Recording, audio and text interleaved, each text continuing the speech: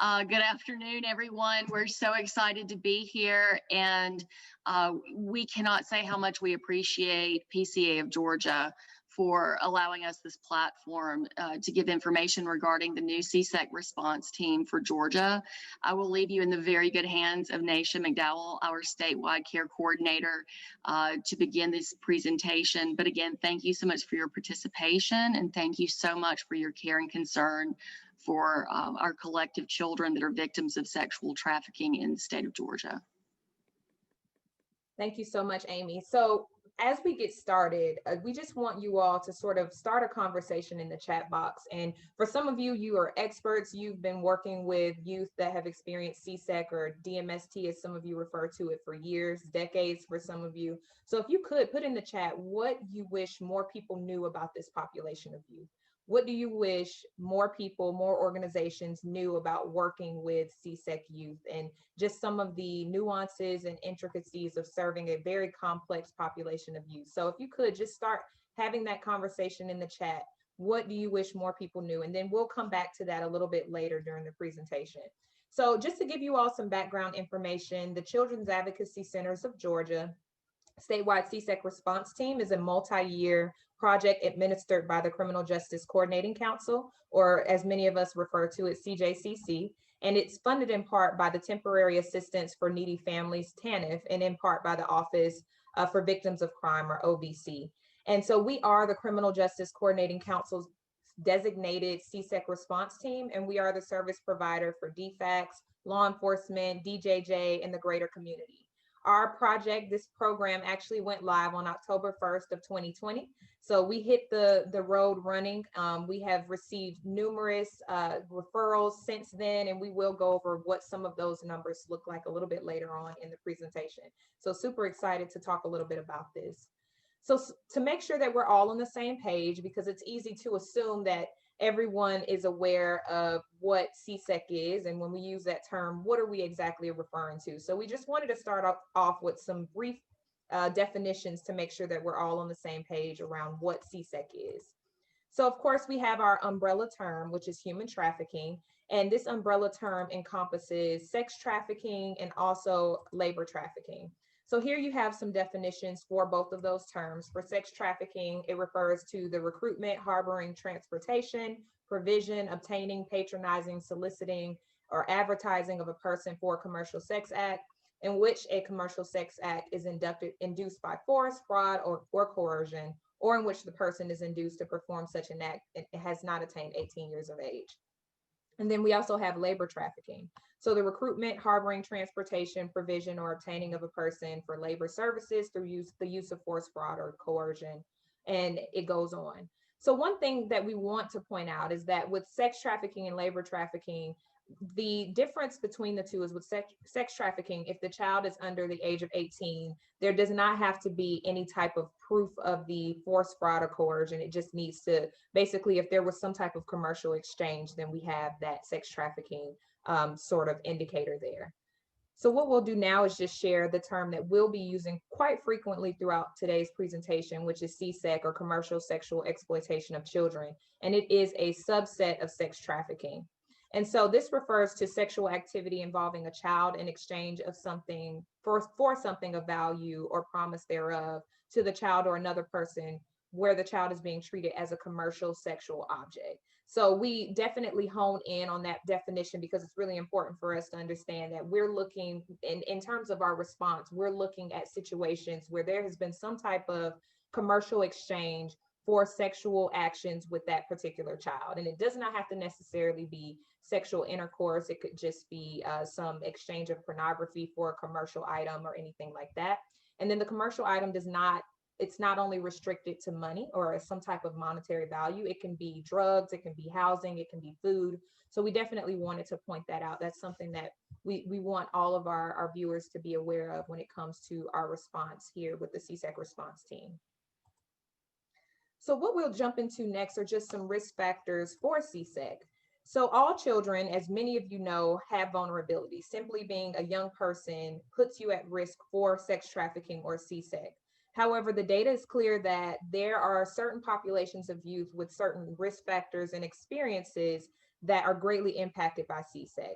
And so one of those includes a child with a history of sexual abuse. So the data has shown us that 70 to 90% of sexually exploited children have a history of childhood sexual abuse. So it's very important, even as we think about prevention, which Prevent Child Abuse Georgia and the Georgia Center for Child Advocacy, they're big on the Darkness to Light child sexual abuse prevention training and awareness training. So when we start thinking about some prevention initiatives around CSEC, a great place to start is with our children that have experienced some childhood sexual abuse, or educating families and adults and populations around the risk factors for childhood sexual abuse and how it could actually be sort of a gateway into child sex trafficking.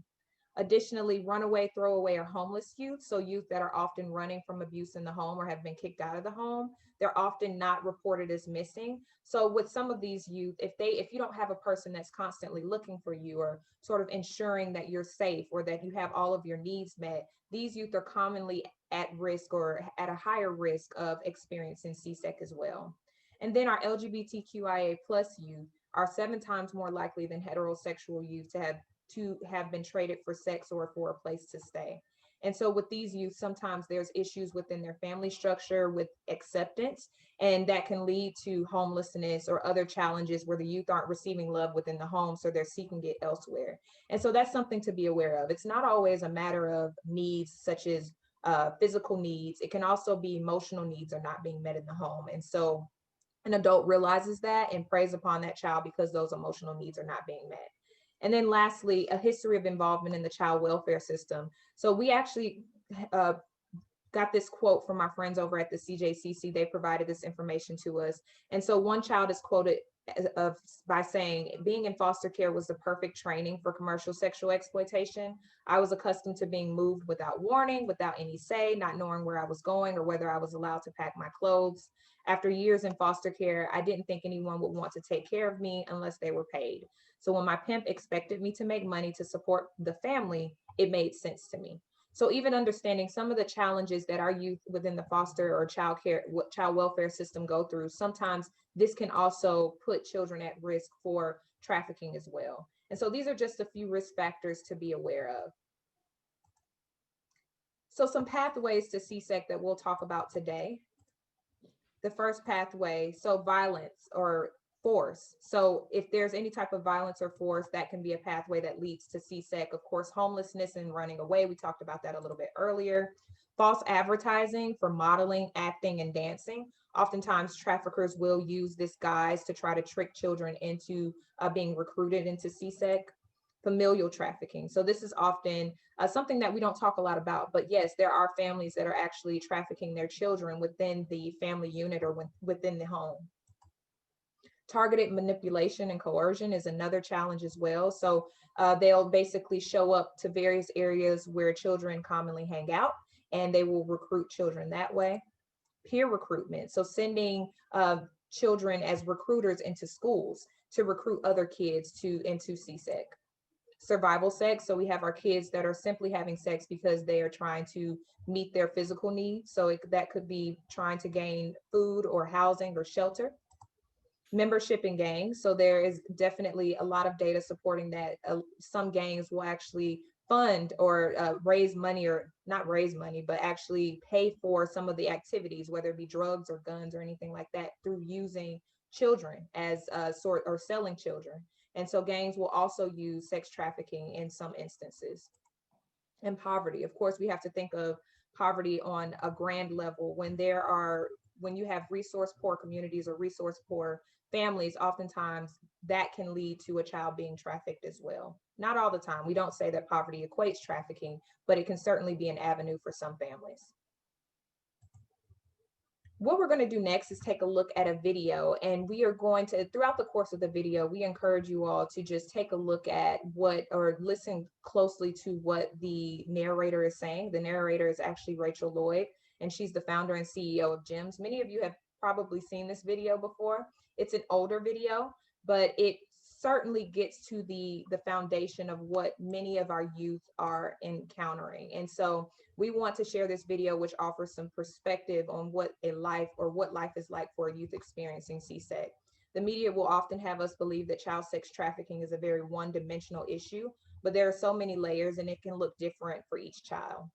So again, the video is narrated by Rachel Lloyd, and she's actually a survivor of trafficking and the founder and CEO of Girls Educational and Mentoring Services, or GEMS. So I'm going to pull up that video and just pay attention to what she's saying and some of the pathways that you witness.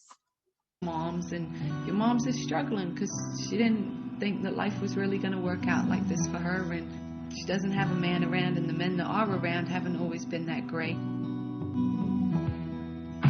Sexual abuse is becoming kind of normal for you, and you think that other people don't have secrets that are as bad as you, and maybe you've tried to talk to somebody at school and they haven't really heard you, or maybe they just haven't had time to listen to you. And so you're seeing these girls on the videos, and they're so pretty and they're so sexy, and so your way at 12 of escaping into this fantasy world is to think about what it must be like to be one of these girls, and you know that adult men already look at you, and you wonder how you can kind of use that. I was just a child, and that's how I was supposed to live, like a child and like an adult. So one day you're coming out of school and there's a guy outside in a Cadillac, and he's nice looking. I mean, he's got the baseball cap and the jeans and the Timbs, and he tells you how pretty you are, and you know how pretty your hair looks, and it's been a while since anybody even really noticed anything about you. And for the first time, you feel like somebody's really interested in you, because now all of a sudden he's asking you about your dreams and your hopes and where your father's at, and he says that he can be a daddy to you. The people that I shouldn't have depended on, I was dependent on for support.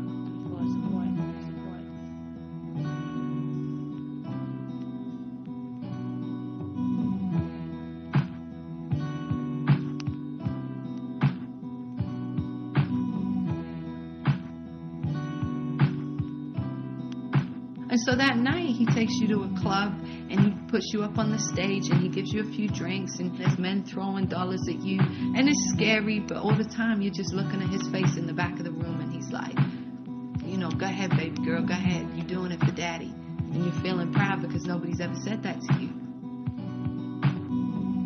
And so then that night he tells you that there's more stuff that you've got to do, and he takes you into a room and there's a man there, and he tells you to strip, and you think this is something you'll never do, and yet there's a part of you that already knew how to do this, because that's what your stepfather's been doing to you all these years before. And so you turn that trick, and it's like a part of you has died inside. And so you come out of the club that night, and you get in the car, and you know he's pumping 50 Cent, and he takes you to McDonald's, and he tells you, you did a good job tonight, sweetie. And he's stuffing his pockets with the $1,000 that he made. And right now, you're happy. The people that I shouldn't have depended on, I was dependent on for support.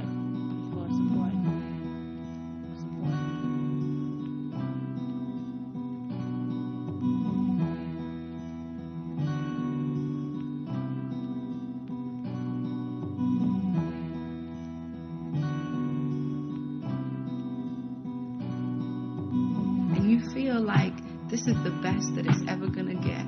And everything else in your life has prepared you for this moment. All the sexual abuse, or the neglect, or the drama, or the pain, or the trauma has prepared you for tonight, where you stepped across a line that you always thought you'd never really quite step across. And you don't realize that night what it'll be like to be on the track and get raped. And you don't realize that daddy isn't really going to protect you. You don't realize what it's like to have a gun held to your head that night. You don't realize what it's going to be like when you catch your first STD. You don't realize what it's going to be like when you first come home and daddy beats you for the first time because you didn't make enough money. You don't know what it's going to be like to have cops offer to trade sex with you in exchange for not being arrested. And then sometimes you'll do that and they'll still lock you up anyway. You don't know what it's like to sit up in jail and know that you just made $1,500 for your pimp last night, but he won't come down and put $200 bail on just to get you out a few days early. You don't know what it's like to walk down the street at 6 o'clock in the morning when you're just getting off work and people are starting their day and they see you and they know what you do and they look at you in a way that you just don't feel like you belong in that world anymore. And you don't know what it's like to feel like you've lost part of yourself along the way and to feel like you'll never leave. And no matter how many times you try to leave, he'll always find you and catch you. But that night, all you care about is the fact you're riding in a Cadillac and you eat at McDonald's and you're listening to 50 and you got this one man who you really think loves you sitting right by your side.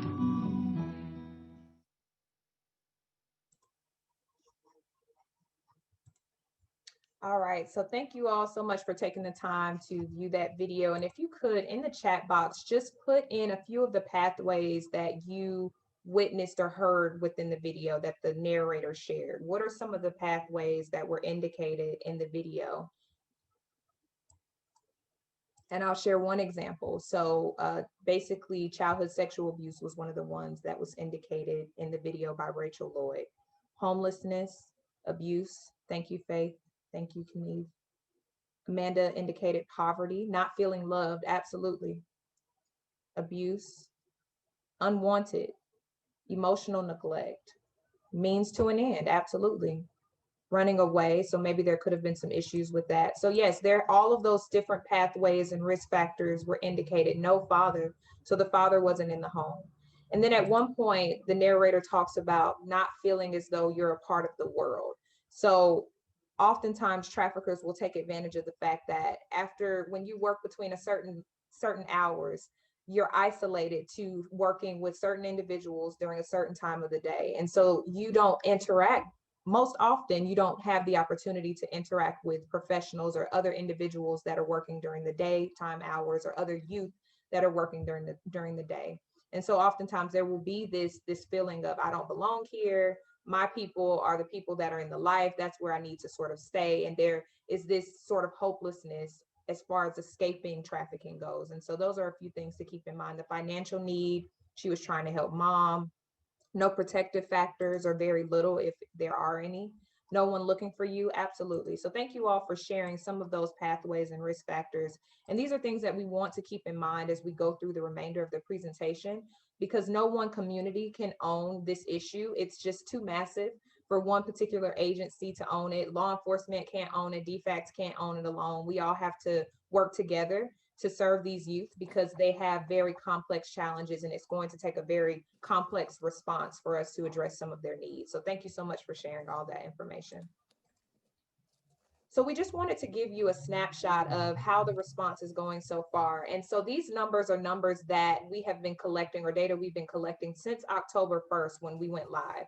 And so since October 1st, we have received 73 hotline calls, 102 web referrals, and we currently have 101 current or active cases. So between our 4 regional specialists and myself, we are working approximately 101 current cases. And so we wanted you to keep that in mind as our data continues to come in, and we'll be able to share some of that in the next couple of months. But we've just wanted everyone to keep in mind how pervasive this issue is, and also make a note that this is not data that's coming from one particular area of the state.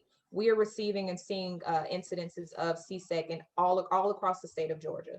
And so we definitely want you to be aware that if you don't believe it's happening in your part of the state, you may have to take a look at the data to actually believe that it's happening in your part of the state. And that's something that will be forthcoming in the next couple of months as we continue to collect that data. However, we did want to provide you with some initial information so that you're aware of what we're currently doing to serve CSEC or children with CSEC in our state.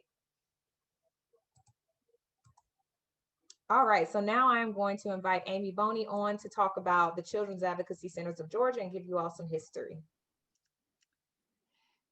Hello again, everyone. So the Children's Advocacy Centers of Georgia has a statewide membership of 52 children's advocacy centers. We affectionately call them CACs. So there's one more acronym to add to your toolkit there.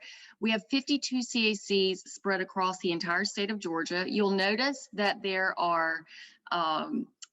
a large heavy population of them in the North Georgia region, and then you begin to see that they are more sparse towards the southern end of the state. But please understand, those in the southern end of the state serve multiple county judicial circuits because the population in those areas is not quite as dense as the metro area. However, the geographic territory is enormous, and those of you from South Georgia recognize that issue. So each of those CACs serves every county in our state and all of our judicial circuits. More than 100 multidisciplinary teams convene every month and are facilitated, those team meetings are facilitated by our 52 centers. So every child that receives services at a children's advocacy center receives case staffings every month until their case is resolved for child sexual abuse, physical abuse, or witness to violent crime. And our centers are absolute geniuses with collaboration and pulling together all of the team members needed to ensure that a child receives the services that they need.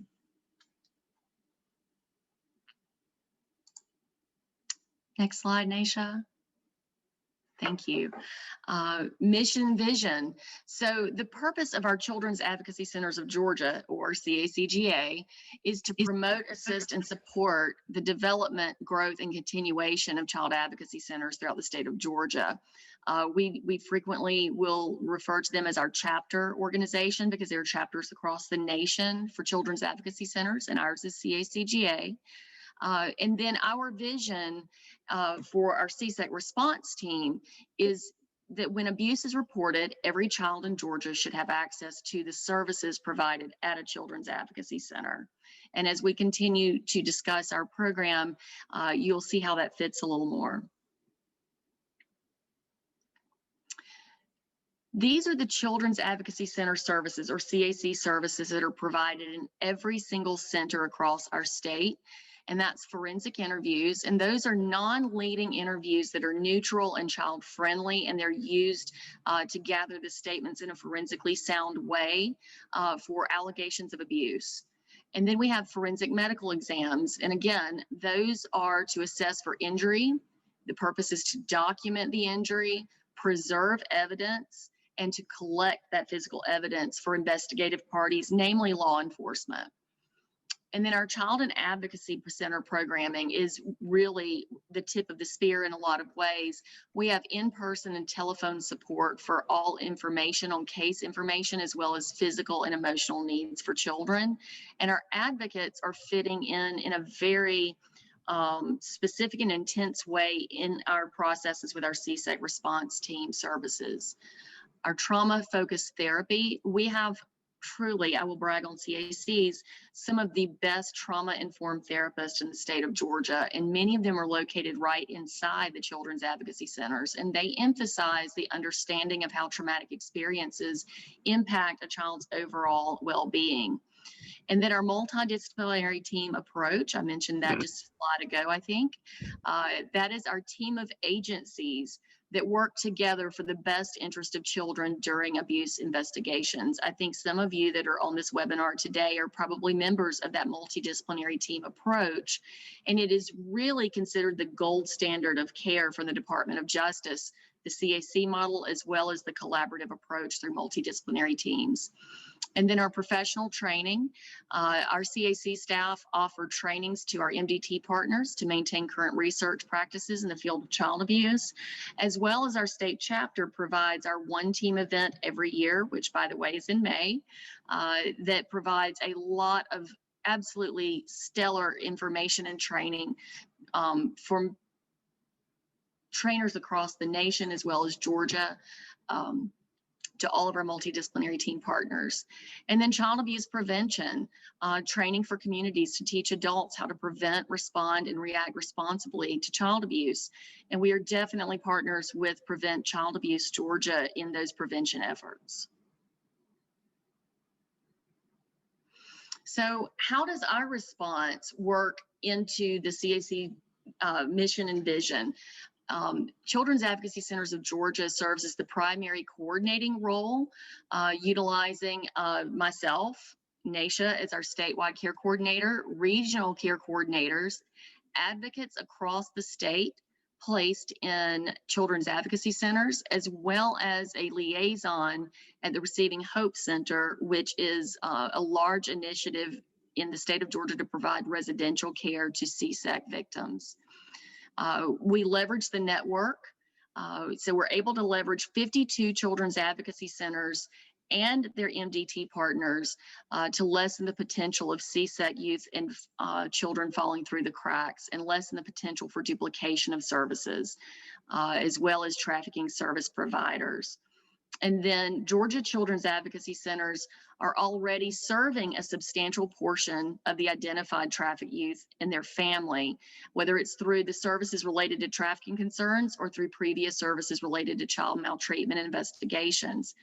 You know, I spent the first 21 years of my career in children's advocacy centers really working towards awareness and helping communities understand that child sexual abuse does occur in every community in the state of Georgia.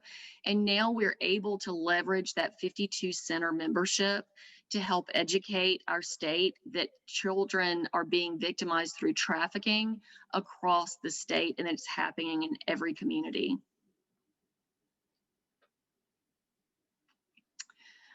So our focus and our response, our teams are around the state ready to help victims and their families find access to resources. Naeshia is going to speak a little more about the flow of our services later, but that's what our teams are there for, is to connect family and victims to the resources that are readily available to them. We have a very strong and lengthy history of multidisciplinary team, cross-sector collaboration throughout the state. And that is being represented in our CSEC response as well.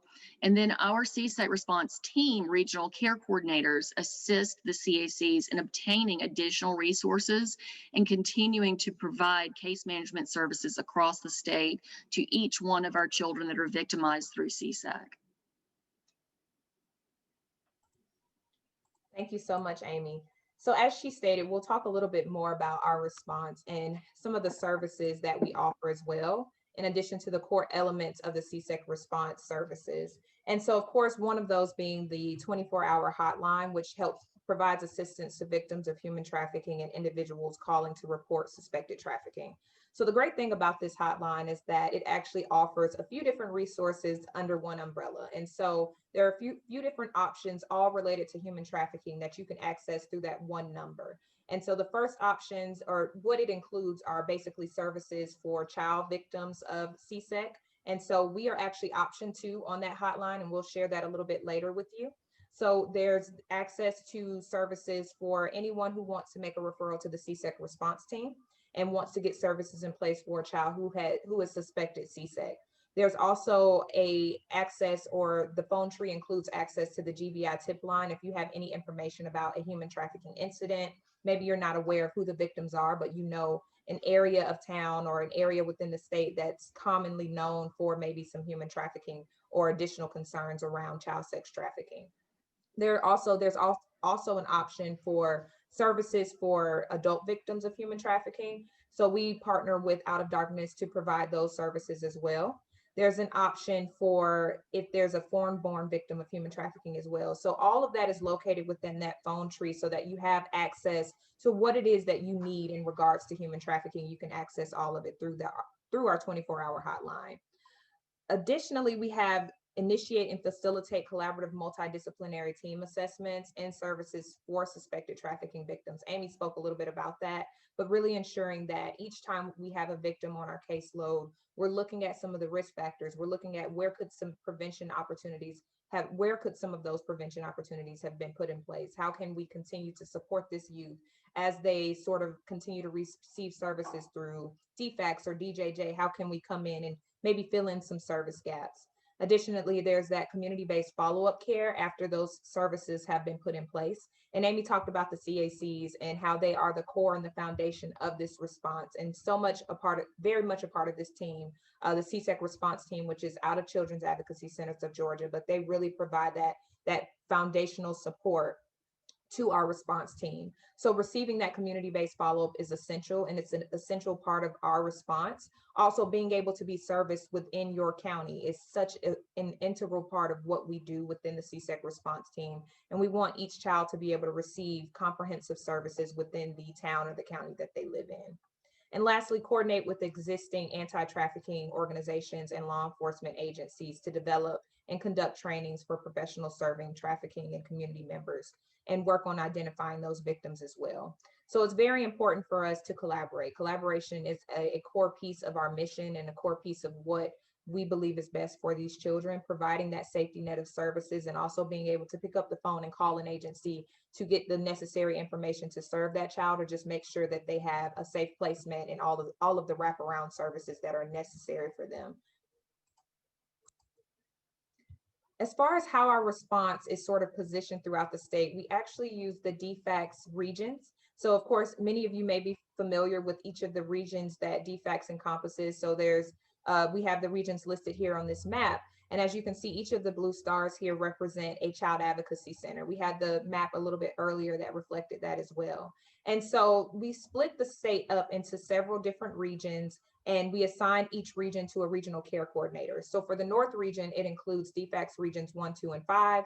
Metro only includes 13 and 14, but as many of you know, the prevalence of CSEC within that area is markedly high. And so we want to make sure that we have, we can offer our regional care coordinator enough assistance to be able to serve the youth in that particular area.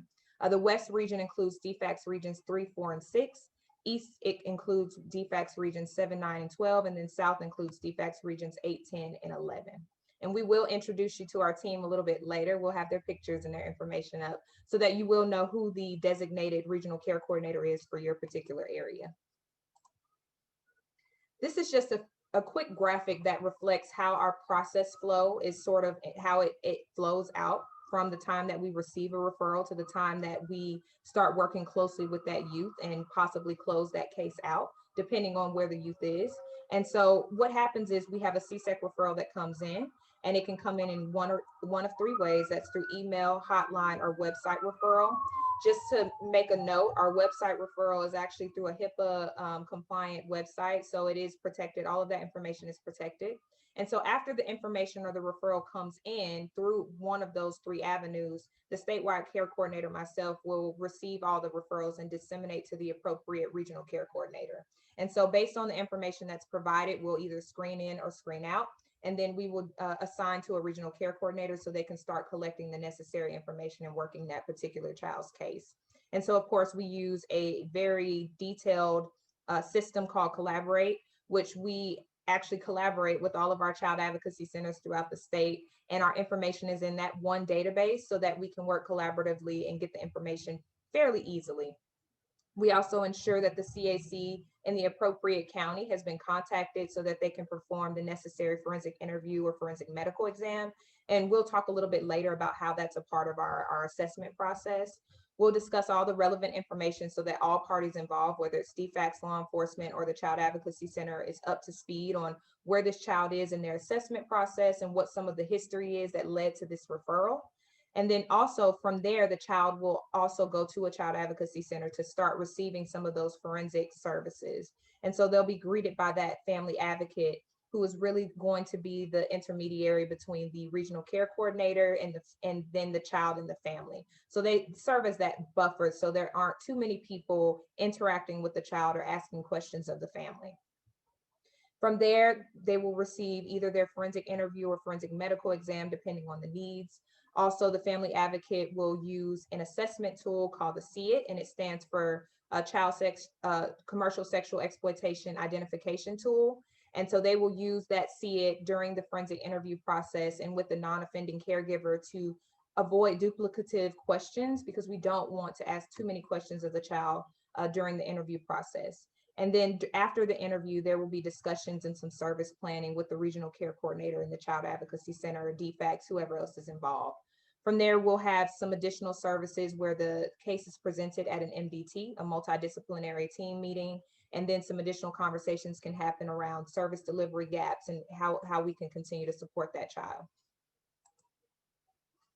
We wanted to briefly cover the different types of hotline calls that we receive. And so mainly, most of our calls are coming from either DFACS, DJJ, or law enforcement. However, we do receive calls from the community. This is in no way saying that if you aren't a part of any of these agencies, you can't call the hotline. Anyone can call our hotline. And so through these different process flows, we assess the situation after we receive the call. We assess whether it's an emergency placement situation or an emergency medical situation, and then we go from there. Now, I will make a note, this is of course not 911, so we encourage you, if it's an immediate emergency, to call 911. But we do receive calls where there's an immediate need that needs to be met. So that may be the child needs to receive an emergency placement for the night because they have nowhere to stay, and there's suspicions around CSEC, or there may be a need for a SANE exam or a forensic medical exam. And so we also help coordinate those as well through our hotline. And we'll introduce you to the hotline coordinator, Janie Bullard, a little bit later. All right, so Amy's going to jump back in and talk a little bit about our confirmation process and why it's so important that we articulate what our confirmation process looks like, because it may not look like the confirmation process that many of you are accustomed to. Thank you, Naeshia. So our confirmation for CSEC is going to look a bit different, as Naeshia just mentioned. Anything that happens with a child that we find there is an exchange of an item of value for sexual contact, certainly will ring the bell that our services need to be put into place and an assessment needs to happen. But it's very important to note that as we discuss our assessment process, if a child is not confirmed through the assessment process, they are still eligible to receive the services of their Children's Advocacy Center in their home area.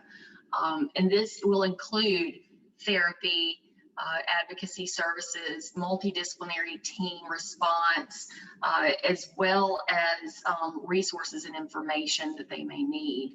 So we want to ensure that regardless of whether a child is confirmed for commercial sexual exploitation, if a child is confirmed to be a victim of abuse or severe neglect, that Children's Advocacy Center can continue to work with them.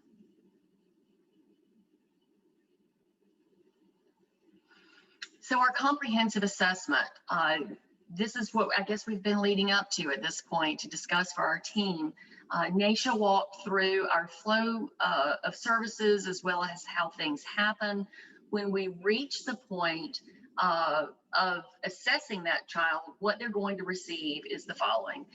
We will do the commercial exploitation identification tool with them, which is produced by the West Coast Children's Clinic in California. It is research and evidence-based, and it will be conducted by the regional care coordinator at the time of the referral. And that is to determine, is there clear evidence that there's a commercial exchange for sexual contact with a child. From that point forward, we will do a forensic interview with the child.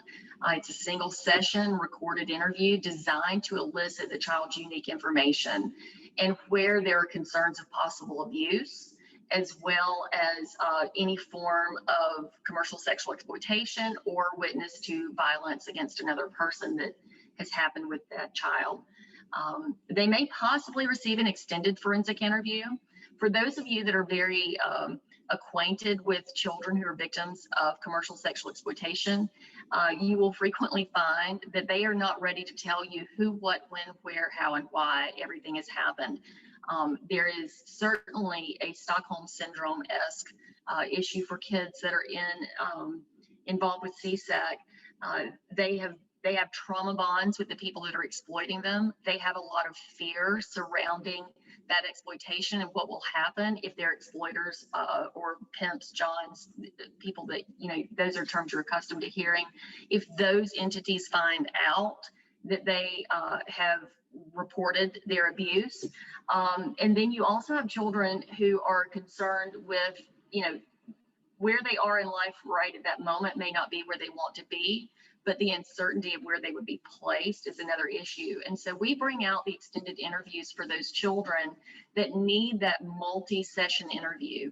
They need to be able to build more trust and more time with their forensic interviewer to allow them to make the decision if they're going to be willing to disclose CSEC if that has occurred for them.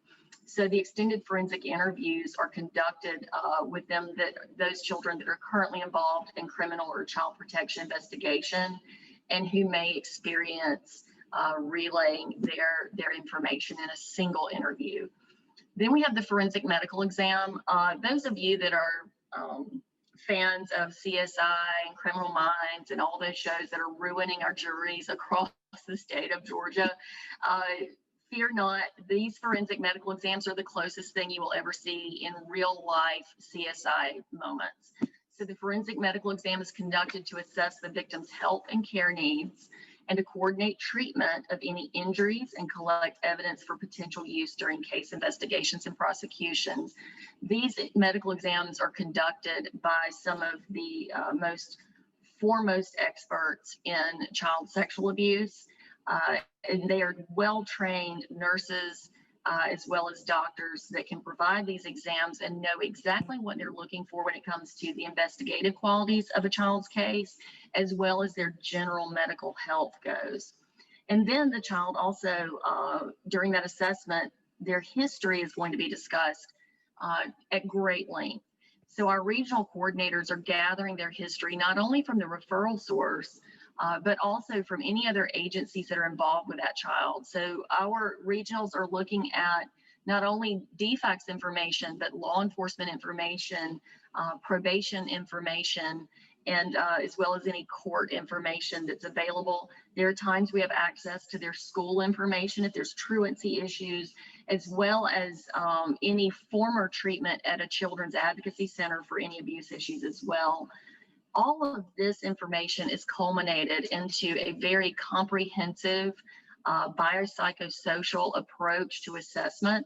So a child is not going to be identified as a CSEC victim based on solely one of the components of these that we're discussing now. It is going to be an amalgamation of all of the information, and then a determination is made not only by the assessor, but by the multidisciplinary team that is working with that child.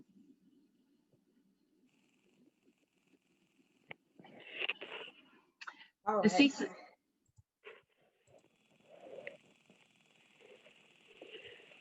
You have to unmute, Amy. Thank you. There I'm it is. sorry, I'm not sure how I was muted. Sorry about that. So the CSEC Response Team services are bulleted here for you. You see that we have comprehensive assessments of our children. Once that assessment is completed, if the child is confirmed for CSEC, then a case plan is going to be made for that child, and it's going to be individualized to that child, to the child's needs, and what resources that child needs. The forensic interviews, the specialized medical exams, as we mentioned before, the advocacy is really an important component of our services. Our advocates in our children's advocacy centers will be assigned to each child that is confirmed for CSEC, and they will work with that child through to the end of their services, whether that is they turn 18 and are referred to adult services after, or if we're going to be working with a very young child all the way through their prosecution, as well as the completion of their mental health services, and ensuring that all of their needs are met as well through referral and resource. And then, which that includes the intensive case management. Our children will also receive trauma-focused therapy, their information referrals, not only from our advocates, but from our regional care coordinators. We do provide assistance for placement with CSEC youth. We cannot place a child ourselves, but as a team, despite the fact this is not one of our deliverables under this project, we felt that it was really necessary for us to assist the Department of Family and Children's Services, the Department of Juvenile Justice, as well as community members that have a concern that a child is not in a safe location. And then we have our website with our HIPAA compliant referral form. And you can find that HIPAA compliant referral form at www.cacga.org.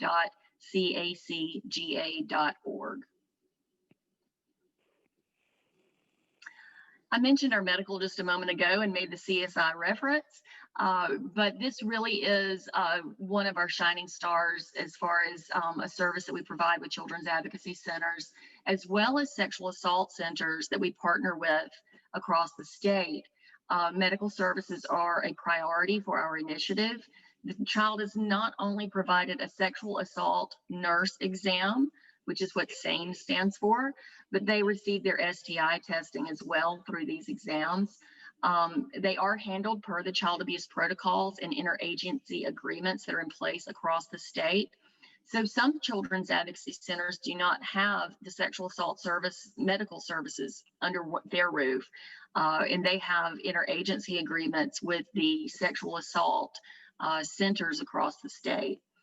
MDTs will collaborate to make the best referrals for the child victim. So our sexual assault exams for CSEC victims, the decision for that exam is made through a multidisciplinary team process as opposed to one person's decision.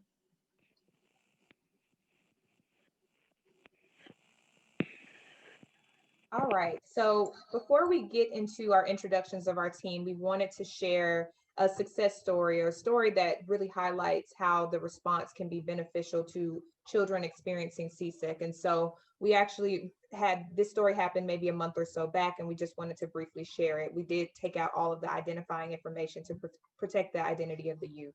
And so there was a specific day within the month of October where DFACS reported a youth was flown back to Georgia after being on run and in a high-speed chase in another state. And so she was placed in YDC for her run charges. And during the court process, the juvenile judge asked her basically what her tattoo on her chest meant. And the child stated very plainly that it was her pimp's name. So the judge, being very aware of these concerns and being trained in CSEC, ordered that the child be assessed. From there, DFACS made a call to the hotline 1-866-NHTGA, made a call to the hotline because it was more on an immediate need basis. They knew that they would need immediate placement and the child would need some emergency medical and forensic services. So they called the hotline, and they made a referral to the statewide director as well, the statewide coordinator and director, to start working on some immediate placement needs as well. While the CSEC response team members spoke with DFACS, which is the referral source, the other two team members actually started to work on securing placement for that child, and that was around 4:14 p.m. in the afternoon. This child advocacy center that worked with the child, they actually received a call for that forensic interview. And after being briefed on the situation, they called the CSEC response team to determine if they were aware of the child's case. So as you can see there, there's that back and forth communication between the child advocacy center and the CSEC response team to ensure that all bases are covered and that everyone's working together to ensure the safety of that child. So they began working on the forensic medical exam, the forensic interview.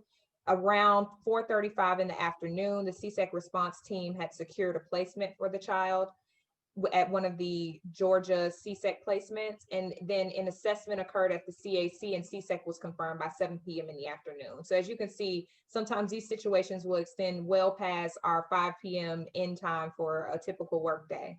The CAC provided the child with some additional clothing and shoes because at the time that she arrived to the Child Advocacy Center, she did not have anything with her.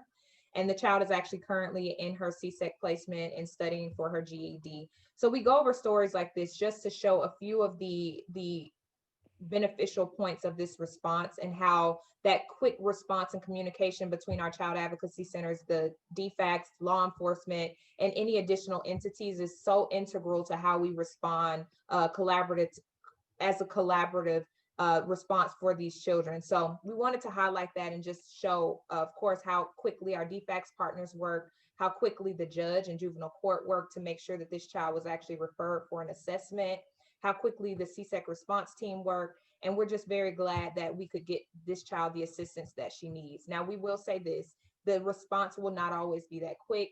These are very complex cases. The situations that our children are in can be very complex, and there may be some additional needs that need to be met before we can even start a forensic interview or even a forensic medical exam. Sometimes we have to get children stabilized first. There may be some mental health needs that have to be stabilized before we can actually go in and start the forensic interview or forensic medical exam process. Sometimes it's just a need of making sure the child has a place to lay their head before we meet those basic needs, make sure they're fed, make sure they have a safe place to stay before we jump into some of those additional needs where we're collecting information. So this is one story. We know that they all won't look this way, but we definitely wanted to share that and also share how important it is for our community members and our partners across the state to be trained as well and know about our response so that you can get that information to us. Now we would love to introduce you to our team. Again, we are going to have their picture and their information up for you, but we just wanted you to have an idea of who's working in your region.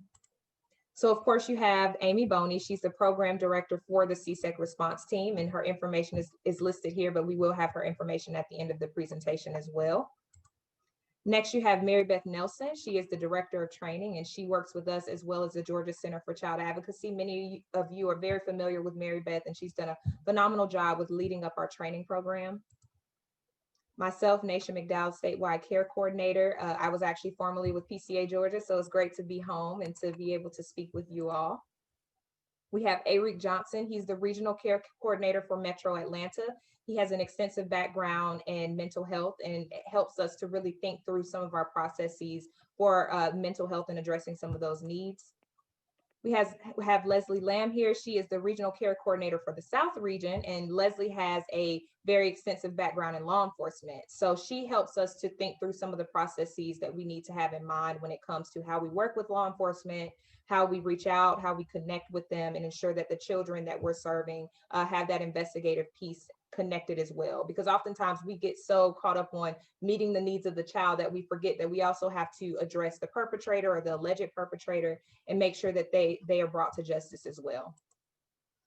Kathleen Kennedy is our Regional Care Coordinator for the East region. And if you've worked in DFACS, you're probably very familiar with her. She is our DFACS guru, and she helps us to understand those processes and how we can best work collaboratively with DFACS. And so we're definitely grateful to have her a part of the team. Caitlin Wiggins is our Regional Care Coordinator for the West, and she's actually our CAC expert. So her and Amy come from that CAC background. They have a robust understanding of how forensic interviews and how forensic medical exams work, and she's actually a forensic interviewer as well. So that's Caitlin. We have Claire Kirkland. She's the Receiving Hope Center liaison, and she's also a mental health, has an extensive mental health background as well. Claire has been a phenomenal aid in just helping us understand Receiving Hope processes and making sure that we're very aware of what's going on their end. We have Tracy Lewis Martin. She's the Director of Grants and Statewide MDT Facilitator. She also assists with our case coordination as well, and she's been doing a phenomenal job just helping us all understand the MDT process and making sure that we have those various processes in mind as we move forward with MDT and developing out what that looks like on a statewide level. Next, we have Janie Bullard, and she is our CSEC Response Team Hotline Coordinator. So many of you, if you've made a referral to the CSEC hotline, you may have spoken with Janie. She's trained up a phenomenal team of CSEC advocates or hotline advocates who are ready to respond at any hour of the day. And lastly, we have Miss Sally Kimmel Shepard. She's the Executive Director of the Cottage and the CSEC Response Team Hotline Administrator. So when the ask went out for who would be willing to take on the hotline, she was the first to raise her hand and was very excited. Her team has a lot of background and an extensive background in operating a hotline. So we're certainly happy to have her leading the way in that regard. So we definitely wanted to share this information with you all, how you contact us, how you make a referral. And so, of course, as we mentioned earlier, we have our 24-hour hotline, and that is 1-866-66-NHTGA. And you can call at any point. Again, the CSEC response team number is option 2 on the hotline. So when you actually call the number, there's a phone tree. We are option 2 on that phone tree. For our direct line and referral form, if you need to just simply call the line directly and make a referral, you can call 706-850-7799, and you will be able to access the CSEC hotline directly. Also, you can visit our website at cacga.org to make a referral using our HIPAA compliant referral form. And so again, you can visit CACGA to do that. And then, of course, we also have the email option in case you don't have access to a phone or internet, or maybe you do have access to internet. You can make a referral to us at referrals@cacga.org as well. So those are the 3 ways that you're able to get in contact with us or to make a referral. We'll also make sure that we put our contact information at the end of the presentation so that you can contact us in case you have questions or just want to provide some feedback. So we just want to end by saying that we are one team against child abuse and child sex trafficking in Georgia, and we include you all in that.